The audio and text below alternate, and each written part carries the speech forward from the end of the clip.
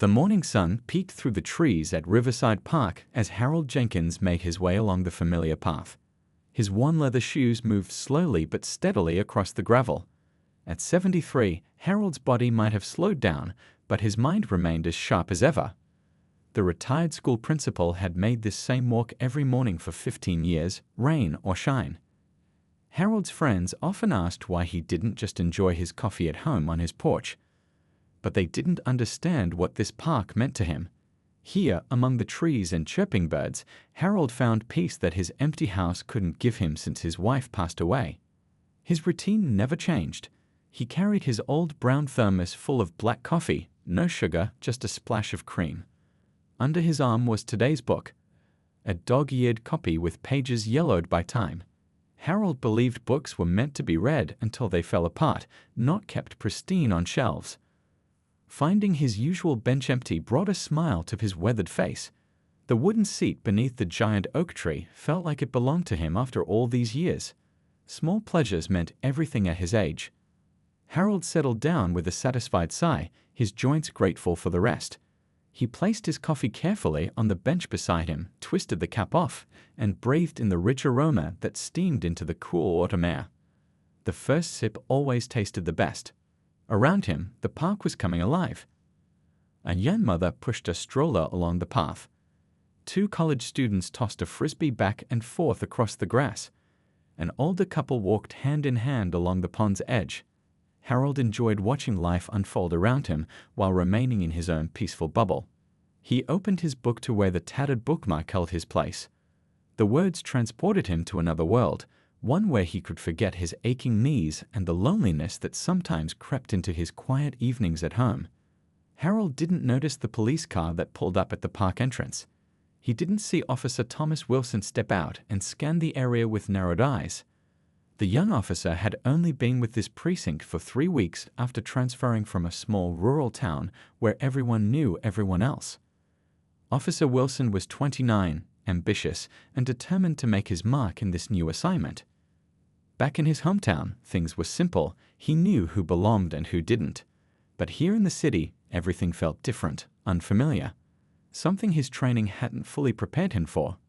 As the officer walked through the park, he noticed the frisbee players, nodded at the couple by the pond, and smiled at the young mother. But when his eyes fell on Harold, something changed in his expression. His walk became more purposeful, his hand instinctively moving to rest near his holster. There was nothing obvious about why Harold caught his attention more than anyone else. Nothing except the color of Harold's skin. Harold turned another page, completely lost in his book. The world around him faded away as his mind filled with the powerful words on the page.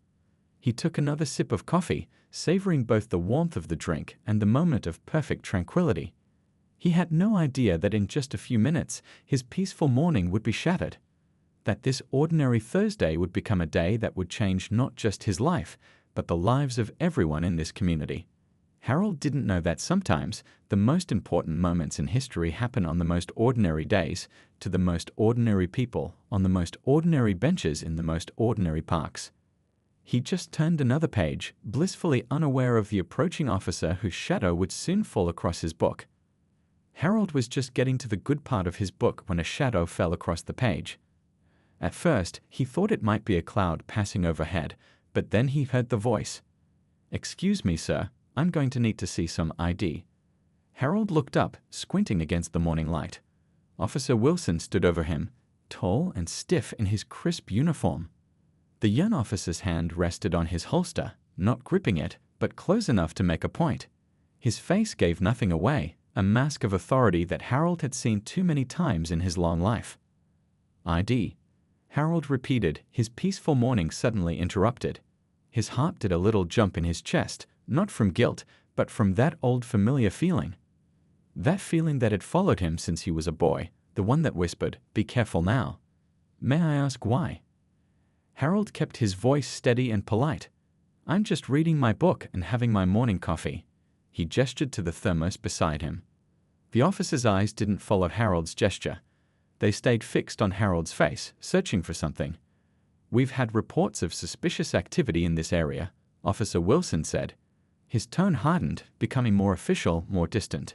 Your ID, please. Harold noticed how the officer wasn't asking the frisbee players for their IDs, wasn't stopping the young mother with her stroller, wasn't questioning the elderly couple by the pond. Just him. Always just him. Suspicious activity. Harold echoed. He looked around at the peaceful park. I've been sitting here reading for the past half hour. Sir, I'm not going to ask again. The officer's voice took on that edge that Harold recognized all too well. That tone that said this could go one of two ways, and only one of those ways ended peacefully. Harold had lived through too much to risk what might happen next. He had marched in the 60s, had seen fire hoses and dogs turned on friends, had watched the news as young men who looked like him didn't make it home after simple traffic stops. At 73, he was too old to become another statistic, another hashtag, another reason for people to march in the streets. All right, Harold said, carefully closing his book and setting it aside. My wallet's in my back pocket. I'm going to reach for it now, okay? He moved slowly, deliberately, the way his father had taught him all those years ago. No sudden movements, both hands visible, nothing that could be misinterpreted. His fingers trembled slightly as he pulled out the worn leather wallet. Age, yes, but something else too, a deep, burning sense of injustice. How many times in his long life had he been here? Different parks, different offices, different decades, but always the same story. Around them, the park had gone quiet. The frisbee players had stopped their game, watching from a distance. The mother with the stroller had hurried past, eyes averted. Only the birds continued their songs, oblivious to the human drama unfolding beneath their trees. Here you go, officer, Harold said, handing over his driver's license. He noticed how the plastic felt cool against his warm fingers, how the morning that had started so peacefully had turned so tense so quickly. Officer Wilson took the ID, studied it with exaggerated care, turning it over in his hands as if expecting to find it fake. His eyes moved from the photo to Harold's face and back again, making Harold feel like a criminal, making him feel small.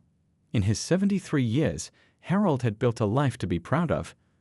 Principal of the local high school for 20 years, husband for 45, father of 3 successful children, grandfather of 5, community leader, church deacon, taxpayer, voter, American, and yet here he sat, having to prove he had the right to exist in a public park with a book and a cup of coffee. The officer's radio crackled, startling them both. Harold's coffee nearly toppled over, but he caught it just in time. Neither Harold nor Officer Wilson noticed the woman who had slowed her morning jog to a walk. District Attorney Elena Velez had taken the same route through the park for years, though usually earlier than today. A late start to her morning put her in exactly the right place at exactly the right time. At first glance, she almost didn't think anything of it, just an officer talking to an older man on a bench. But something in the older man's posture made her pause. Something in the way the officer stood over him rather than beside him. Her instincts, honed by 15 years as a prosecutor, told her to pay attention. Elena stepped quietly behind a cluster of trees about 30 feet away. Close enough to see, not close enough to be easily spotted. The morning joggers and dog walkers passed her without a second glance, just another person taking a breather on their morning exercise. From her position, she could hear bits and pieces of the conversation, enough to understand what was happening. The older black man was being questioned, asked for ID. And for what? Sitting on a bench reading a book? Elena felt a familiar knot form in her stomach. As the highest-ranking law enforcement official in the county, she saw these reports cross her desk more often than she cared to admit. But seeing it happen right in front of her was different from reading about it in black and white. She reached for her phone in the pocket of her running jacket. Her thumb found the camera icon without looking.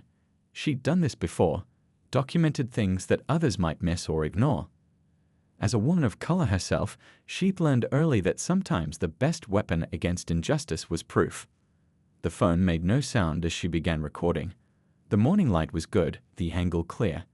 She captured the officer's stance, his hand near his weapon, the uncomfortable way the older man moved as he handed over his ID. The contrast between them was stark, one seated and vulnerable, the other standing and powerful. Elena's mind raced with questions. Who had reported suspicious activity in one of the safest parks in town? Why was this man being singled out when others were engaged in similar activities?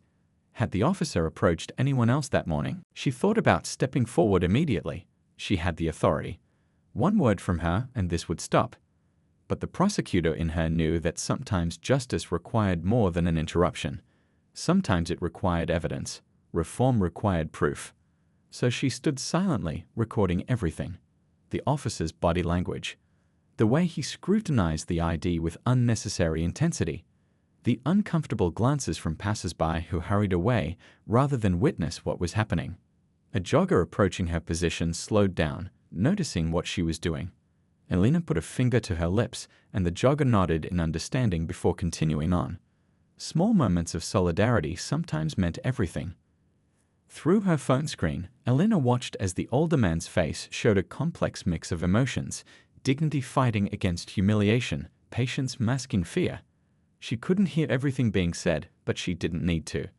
The power imbalance was visible in every second of the interaction. She thought about her own father, not much older than this man, who had told her stories from his youth. Stories about being stopped for no reason, questioned for existing in spaces where others thought he shouldn't be. How nothing had really changed, just become more subtle, more deniable. Her phone felt warm in her hand as the recording continued. 3 minutes now. 4. The officer still hadn't returned the man's ID. Still stood over him like he was interrogating a suspect rather than questioning a citizen enjoying a public park. In law school, they had talked about discretion, the choices officers make about who to stop, who to question, who to search. In theory, those choices were based on behavior, on reasonable suspicion. In practice, well, the evidence was unfolding right before her eyes. Elena's finger hovered over the stop recording button, but something told her to keep going. This wasn't just about today or this particular officer. This was about patterns, about systems, about the 1,000 small moments that never made it to her desk because there was no one watching from behind the trees. Then she saw the officer motion for the man to stand up, saw his book fall to the ground, saw the look that passed over the older man's face, not surprise, but resignation, like this was a scene he had played out many times before. Elena made her decision. It was time to step forward. "What are you doing in this part of the park?" Officer Wilson asked, still holding Harold's ID between his fingers. He tapped it against his palm like he was testing its weight. "Your address says Pine Street. That's on the other side of town." Harold took a deep breath. The question stung more than the officer could know. This park had been part of Harold's life longer than this young officer had been alive. "I live 3 blocks from here now," Harold explained, keeping his voice steady despite the anger building inside him. "Moved closer after my wife passed. Been coming to this same bench every morning for 15 years. He pointed to the oak tree above them. "Watched this tree grow another 10 feet in that time." The officer looked unimpressed. He glanced down at the ID again, then back at Harold with narrowed eyes. "We've had reports of drug deals in this area." Harold almost laughed at the absurdity. An old man with arthritis in his hands, reading a book in broad daylight. "Officer, I'm just having my morning coffee and reading, like I do every day." The coffee thermos sat on the bench, steam no longer rising from its open top. Harold's book lay beside it, pages fluttering slightly in the breeze. The peaceful scene made the officer's suspicion seem even more ridiculous. "Stand up, please," Officer Wilson ordered suddenly, his voice taking on that hard edge again. "I need to make sure you're not carrying anything illegal." Harold felt a cold wave of humiliation wash over him. He thought about refusing, about mentioning his rights, about asking if the officer had probable cause. But 73 years of living in America as a black man had taught him when to pick his battles. This wasn't the time or place, not with the officer's hand still hovering near his weapon. "I have a bad knee," Harold said quietly. "Need to take it slow." He placed both hands on the bench and pushed himself up carefully. His right knee protested with a sharp pain that he tried not to show on his face. Standing tall despite his age, Harold maintained what dignity he could in the face of this public embarrassment. As he rose, his book slid from the bench and landed spine up in the dirt. The pages bent awkwardly, and Harold winced at the sight. That book had been a gift from his late wife. "Turn around," the officer instructed, gesturing with 2 fingers. Harold turned slowly, facing away from the officer, looking out at the park that no longer felt like the safe haven it had been minutes ago. He noticed people watching now. A young man on a nearby bench pretended to look at his phone, but was clearly observing. Two women walking dogs had stopped their conversation to stare. A maintenance worker leaned on his rake, eyes narrowed at the scene. Hands against the tree, came the next instruction. Harold felt his face grow hot with shame. Here he was, a former school principal, a respected community elder, placing his hands against a tree trunk like a common criminal. The rough bark pressed against his palms. "Is this really necessary?" he asked, not turning his head. "My ID is valid. I'm just reading a book." "Just following protocol," Officer Wilson replied, though no such protocol existed for questioning peaceful park visitors. "You match a description we received." Harold bit back the obvious question. The description of what? An elderly black man reading a book. He doubted anyone had called in such a report, but arguing would only make things worse. The sound of the officer's gloves snapping into place made Harold's stomach tighten. Around them, the park had grown strangely quiet, as if the entire place was holding its breath. "I'm going to pat you down for weapons," Officer Wilson announced, loud enough for the onlookers to hear. As if he wanted them to believe this was all normal, all justified. Harold closed his eyes for a moment, thinking of all the young men he'd mentored over the years, all the talks he'd given them about staying calm in situations like this, about living to fight another day, about how the system could only change if you survived to change it. He felt the officer's hands moving along his sides, checking his pockets, his waistband. The ultimate indignity being searched in public for crimes he hadn't committed and would never commit. "Sir," the maintenance worker called out suddenly, stepping closer. "Is everything okay here? Mr. Jenkins is a regular. Everyone knows him." Harold felt a surge of gratitude for the young man's courage, even as he worried about him getting involved. The last thing he wanted was for someone else to be targeted because of him. Officer Wilson, a clear, authoritative voice, called out from behind them. Harold didn't turn around immediately. He kept his hands against the tree, following the unwritten rules that had kept him safe all these years. But he felt the officer's hands suddenly pull away from him. "May I ask what's happening here?" The voice continued. Officer Wilson straightened up, his entire demeanor shifting in an instant. "District Attorney Velez," he said, recognition and surprise mixing in his voice. "I'm conducting a routine check based on reports we received this morning." Harold slowly turned around, careful with his bat knee. The woman standing a few feet away was dressed in running clothes, black leggings and a light blue jacket with the city marathon logo on it. Her hair was pulled back in a ponytail, and a light sheen of sweat covered her forehead. She didn't look like anyone's idea of a district attorney at that moment, but the officer's reaction told Harold all he needed to know. "Mr. Jenkins," Elena Velez said, nodding respectfully toward Harold. "Are you all right?" Harold was surprised she knew his name, but then remembered his ID was still in the officer's hand. "Yes, ma'am," he replied, brushing bark from his palms. "Just a misunderstanding, I think." Elena stepped closer, her phone now held at her side rather than up recording. "Officer Wilson, I've been observing for several minutes," she said, her voice professional but with an edge of steel beneath it. "There was nothing routine about your selection of Mr. Jenkins for questioning while ignoring dozens of other citizens enjoying the park." The officer's face flushed. "Ma'am, we had reports of—" "I'd be very interested to hear about these reports," Elena interrupted. "Perhaps you could show me the call log on your radio, or we could contact dispatch together right now." Officer Wilson shifted uncomfortably, looking suddenly very young in his crisp uniform. His confidence from moments ago had evaporated completely. "May I have my ID back, please?" Harold asked quietly. The officer handed it over without looking at him, his eyes still fixed on the district attorney. Harold carefully returned it to his wallet, then bent down slowly to pick up his fallen book. The pages were bent, the cover smudged with dirt. He brushed it off as best he could. Around them, the small crowd of onlookers had grown. The maintenance worker still stood nearby, rake in hand, a look of satisfaction on his face. The young man on the bench had put his phone away and was watching openly now. The dog walkers had moved closer to hear what was happening. "Mr. Jenkins comes to this park every morning to read," Elena continued, addressing both the officer and the gathering crowd. He was the principal at Westside High for 20 years.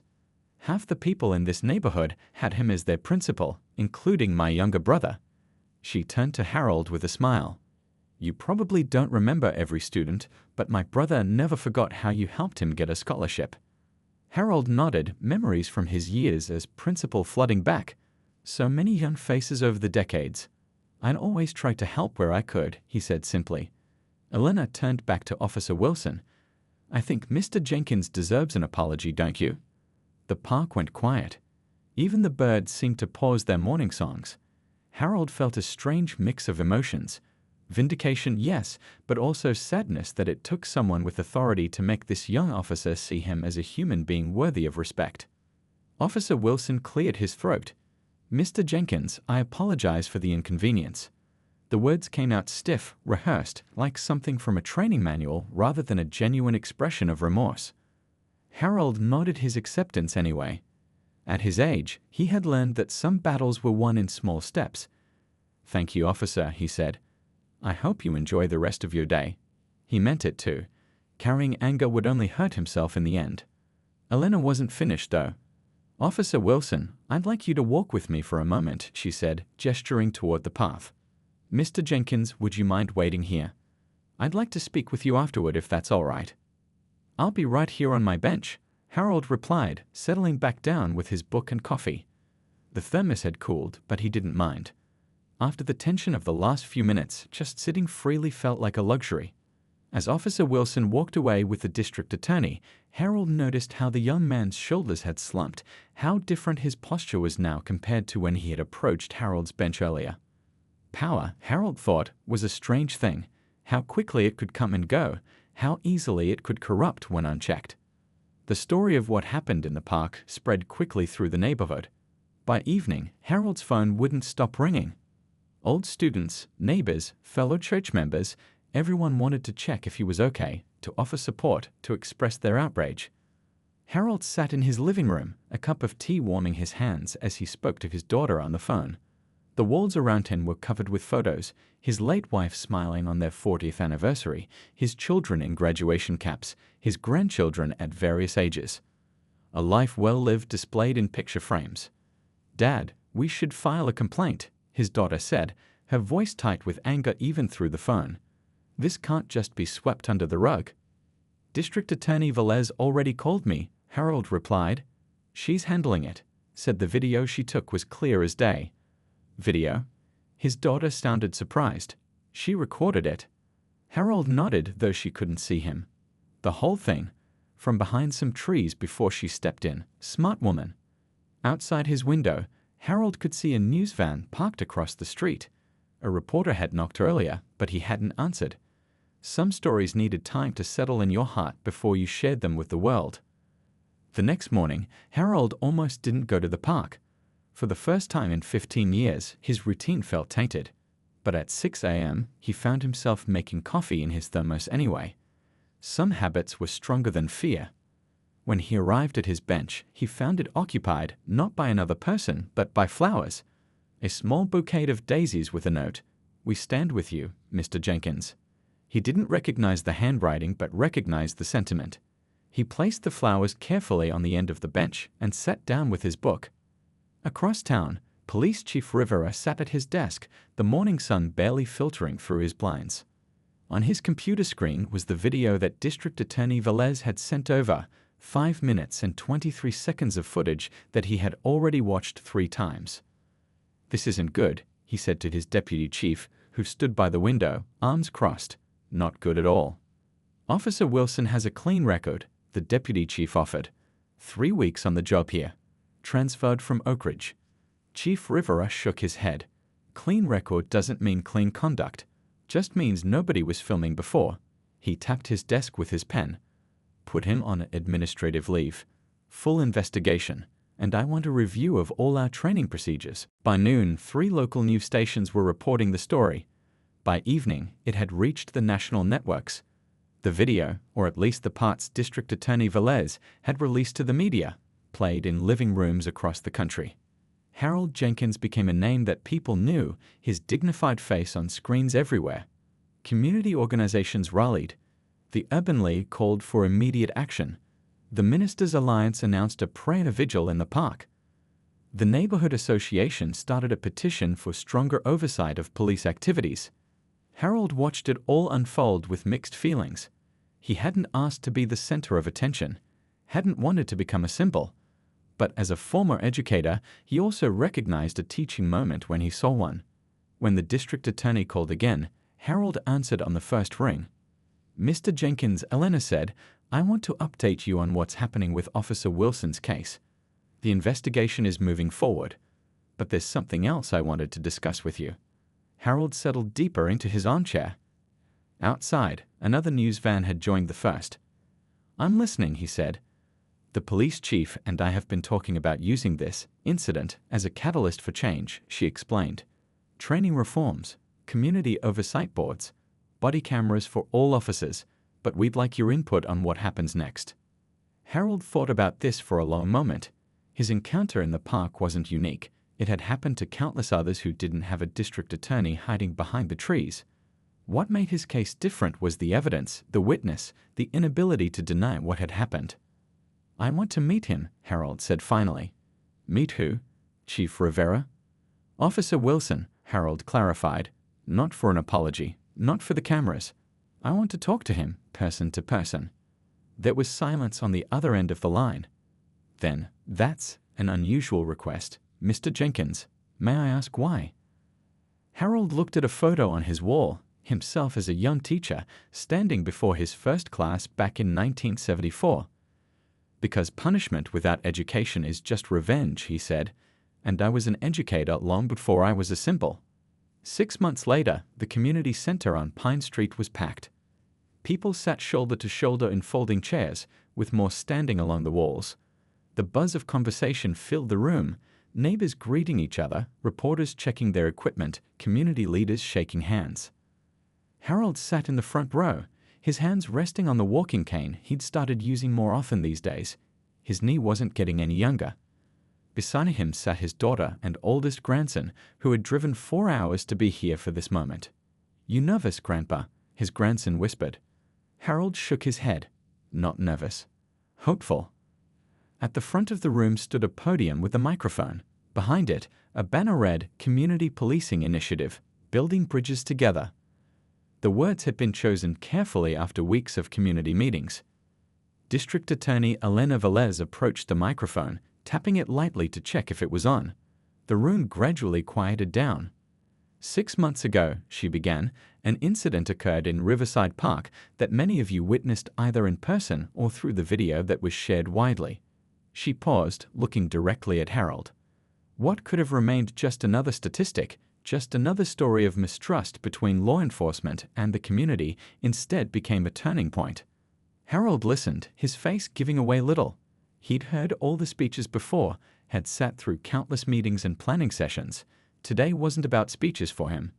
Chief Rivera spoke next, outlining the changes implemented in the department over the past 6 months. Mandatory body cameras, revised training protocols, a new civilian oversight board with actual authority, and community immersion requirements for all officers. "Our officers now spend 20 hours each month in non-enforcement activities within the neighborhoods they serve," he explained. "Not as police, but as neighbors, attending community events, volunteering in schools, participating in neighborhood cleanups." The crowd murmured approval. It wasn't perfect, nothing was, but it was movement in the right direction. Then came the moment Harold had been waiting for. Officer Thomas Wilson stepped up to the podium. He looked different than he had that day in the park, less stiff, more human somehow. His uniform was the same, but the way he carried himself had changed. "I want to apologize to Mr. Jenkins and to this community," he said, his voice steady but humbled. He didn't read from notes. The words came from somewhere real. "What I did that day came from biases I didn't even recognize I carried. Through this process, I've had to confront uncomfortable truths about myself and my approach to policing." Harold watched the young man carefully. He had spent hours talking with Officer Wilson over the past months. Not easy hours. There had been defensiveness, anger, resistance, but also, eventually, listening, understanding, growth. Mr. Jenkins could have demanded my badge, Officer Wilson continued. Instead, he demanded my education. He shared stories from his life that I will never forget. He helped me see what I couldn't see before. In the audience, a few people wiped away tears. This wasn't the usual script of public apology and forced forgiveness. This was something rarer, actual change. The program we're launching today, Officer Wilson said, gesturing to the banner behind him, will pair officers with community elders like Mr. Jenkins. Not for a day or a week, but for ongoing relationships that build real understanding. When it was Harold's turn to speak, he rose slowly, leaning on his cane. At 73, he stood tall, his voice carrying across the room without the microphone. I never wanted to be a symbol, he said. I just wanted to read my book in the park. A gentle laugh rippled through the crowd. But sometimes life chooses your role for you. He looked directly at Officer Wilson. Change doesn't happen through punishment alone. It happens through connection, through stories, through seeing each other's humanity. Harold reached into his jacket pocket and pulled out a small worn book. Officer Wilson and I started a book club, he said, holding it up. Just the two of us at first.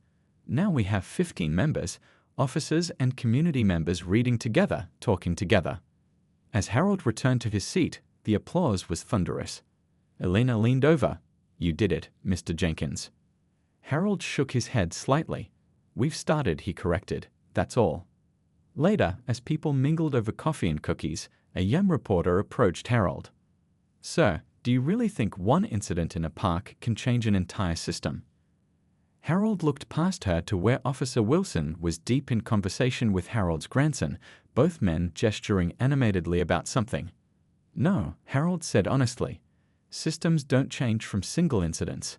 They change when people decide to pay attention to what was always happening, when someone is watching from behind the trees and has the courage to step forward.